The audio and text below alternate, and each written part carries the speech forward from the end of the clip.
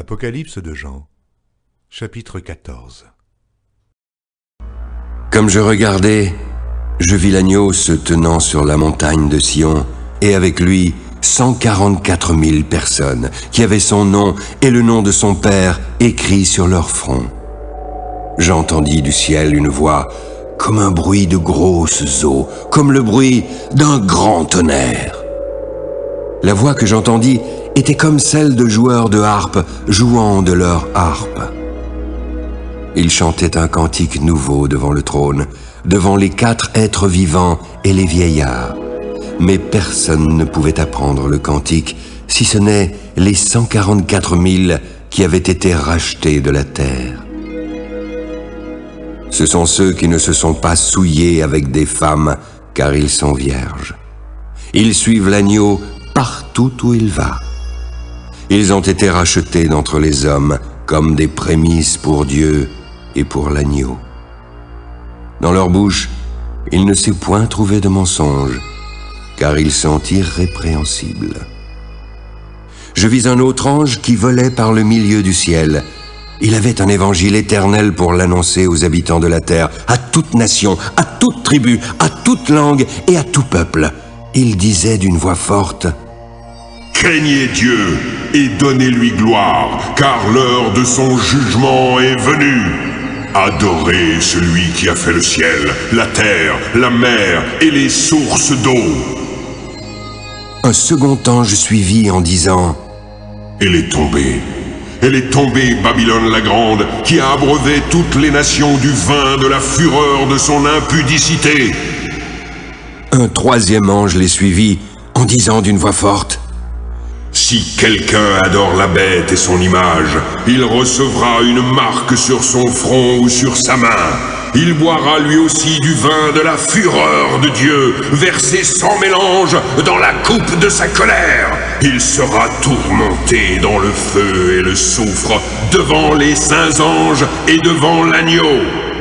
La fumée de leur tourment monte au siècle des siècles, et ils n'ont de repos ni jour ni nuit, ceux qui adorent la bête et son image, et qui reçoivent la marque de son nom. C'est ici la persévérance des saints qui gardent les commandements de Dieu et la foi de Jésus. Et j'entendis du ciel une voix qui disait: Écris. Heureux dès à présent les morts qui meurent dans le Seigneur. Oui, heureux, car leurs œuvres les suivent, et ils se reposeront. Je regardai, et je vis une nuée blanche. Sur cette nuée était assis quelqu'un qui ressemblait à un fils d'homme, ayant sur sa tête une couronne d'or, et dans sa main une faucille tranchante. Puis un autre ange sortit du temple en criant d'une voix forte à celui qui était assis sur la nuée: Lance ta faucille et moissonne, car l'heure de moissonner est venue, car la moisson de la terre est mûre. Celui qui était assis sur la nuée jeta sa faucille sur la terre, et la terre fut moissonnée. Un autre ange sortit du temple qui est dans le ciel, en ayant lui aussi une faucille tranchante. Et un autre ange, qui avait autorité sur le feu, sortit de l'autel et s'adressa d'une voix forte à celui qui avait la faucille tranchante, en disant: Lance ta faucille tranchante et vendange les grappes de la vigne de la terre, car les raisins de la terre sont mûrs. Et l'ange jeta sa faucille sur la terre. Il vendangea la vigne de la terre et jeta la vendange dans la grande cuve de la colère de Dieu. La cuve fut foulée hors de la ville, et du sang sortit de la cuve jusqu'aux morts des chevaux sur une étendue de 1600 stades. Apocalypse de Jean, chapitre 15. Puis je vis dans le ciel un autre signe, grand et admirable. 7 anges qui tenaient 7 fléaux. Les derniers, car par eux s'accomplit la colère de Dieu. Et je vis comme une mer de verre mêlée de feu. je vis ceux qui avaient vaincu la bête, son image et le nombre de son nom, debout sur la mer de verre, avec les harpes de Dieu. Ils chantent le cantique de Moïse, le serviteur de Dieu, et le cantique de l'agneau, en disant « Tes œuvres sont grandes et admirables, Seigneur Dieu Tout-Puissant. Tes voies sont justes et véritables, Roi des nations. Qui ne craindrait, Seigneur, et ne glorifierait ton nom? Car seul tu es saint. Toutes les nations viendront et se prosterneront devant toi, parce que tes jugements ont été manifestés. » Après cela, je regardai, et le temple du tabernacle du témoignage fut ouvert dans le ciel. Les 7 anges qui tenaient les 7 fléaux sortirent du temple, revêtus d'un lin pur éclatant et portant des ceintures d'or autour de la poitrine. L'un des 4 êtres vivants donna aux 7 anges 7 coupes d'or, pleines de la colère de Dieu qui vit au siècle des siècles. Puis le temple fut rempli de fumée à cause de la gloire de Dieu et de sa puissance. Et personne ne pouvait entrer dans le temple jusqu'à ce que les 7 fléaux des 7 anges fussent accomplis. Apocalypse de Jean, chapitre 16. J'entendis alors une voix forte qui venait du temple. Elle disait aux 7 anges, « Allez et versez sur la terre les 7 coupes de la colère de Dieu !» Le premier alla et versa sa coupe sur la terre. Alors, un ulcère malin et douloureux frappa les hommes qui avaient la marque de la bête et qui adoraient son image. Le second versa sa coupe dans la mer.